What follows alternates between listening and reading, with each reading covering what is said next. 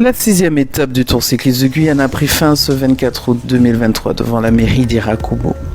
Il y avait 103 coureurs au départ de l'hôtel de ville de Saint-Laurent-du-Maroni. C'est le Martiniquais Edwin Nubul qui a franchi la ligne d'arrivée en premier. Antoine Terrier de l'Olympique cyclisme du Val d'Oise devient maillot jaune.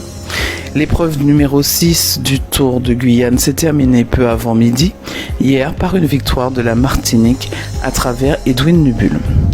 Le coureur qui s'est échappé avec un groupe de 17 hommes depuis le 56e kilomètre a franchi la ligne d'arrivée dans un sprint. Raphaël Lautonne de la Guadeloupe perd son maillot jaune.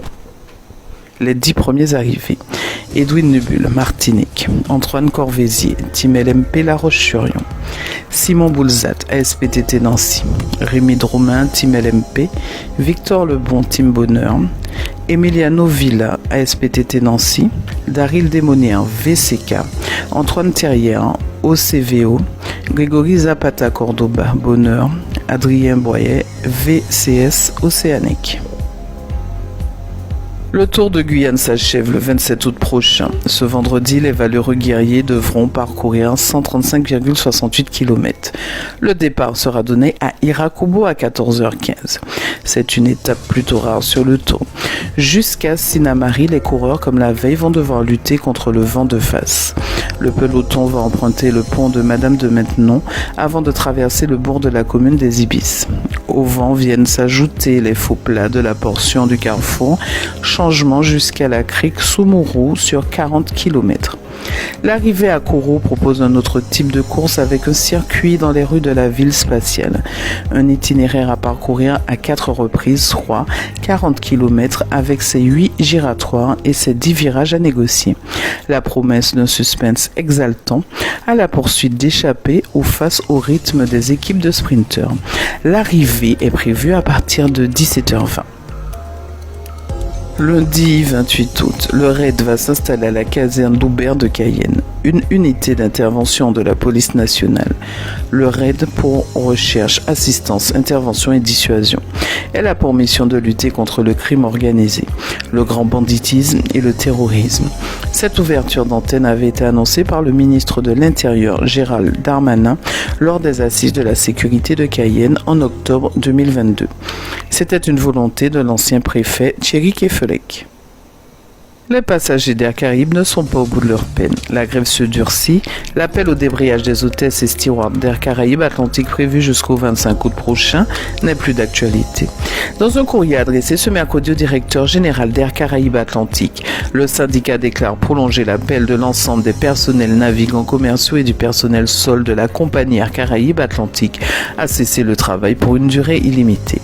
Cet appel a été lancé à la suite de la dernière rencontre entre le SNPNC, FO, ACA et la direction lundi 21 août 2023. Les grévistes continuent à déplorer l'absence de réponse répondant à leurs revendications liées notamment aux conditions de travail et aux rémunérations. Le syndicat a également lancé un avertissement à la direction. Toute manœuvre à court, moyen ou long terme qui consisterait à transférer une part des vols jusqu'alors habituellement attribués à l'activité d'Air Caraïbes Atlantique en France au profit de PNC basé dans une autre compagnie entraînerait une réaction immédiate de sa part sous forme de poursuite judiciaire. Le SNPNC FO organisera un nouveau rassemblement le vendredi 25 août à 10h30 heure hexagone à l'aéroport Paris-Orly 4. La tempête tropicale Franklin a provoqué mercredi de fortes inondations et des glissements de terrain en République dominicaine après avoir touché terre dans la région sud du pays. Bilan: 1 mort. 2 femmes ont également été transportées à l'hôpital avec des blessures à la suite d'un glissement de terrain dans cette ville, ont indiqué les autorités.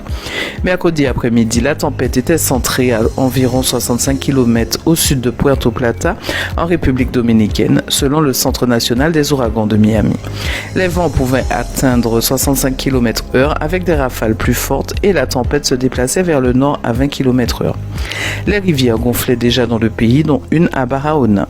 En République dominicaine, les autorités ont fermé des écoles, des agences gouvernementales et plusieurs aéroports et au moins 25 des 31 provinces du pays sont en alerte rouge. Mercredi matin, plus de 40 aqueducs étaient hors service en raison de fortes pluies, affectant plus de 830 000 clients. Des inondations avaient déjà été signalées mardi dans la capitale Saint-Domingue et au-delà où les habitants se préparaient à de fortes pluies. Franklin est la 7e tempête nommée de la saison des ouragans dans l'Atlantique qui s'étend du 1er juin au 30 novembre. L'Iran, l'Argentine, l'Égypte, l'Éthiopie, l'Arabie Saoudite et les Émirats Arabes Unis ont été invités à rejoindre le groupe des BRICS. Brésil, Russie, Inde, Chine, Afrique du Sud, a annoncé le président sud-africain Cyril Ramaphosa. Cela prendra effet le 1er janvier 2024. Le président chinois Xi Jinping a salué un élargissement historique. Poids lourd économique du bloc, Pékin était favorable à cette expansion au centre du 15 sommet des BRICS qui s'est achevé jeudi 23 août. Une quarantaine de pays avaient demandé leur adhésion ou manifesté leur intérêt. Un signe de l'influence grandissante des pays émergents selon le Club des 5 qui produit un quart de la richesse et rassemble 42% de la population du globe et produit un quart de la richesse mondiale.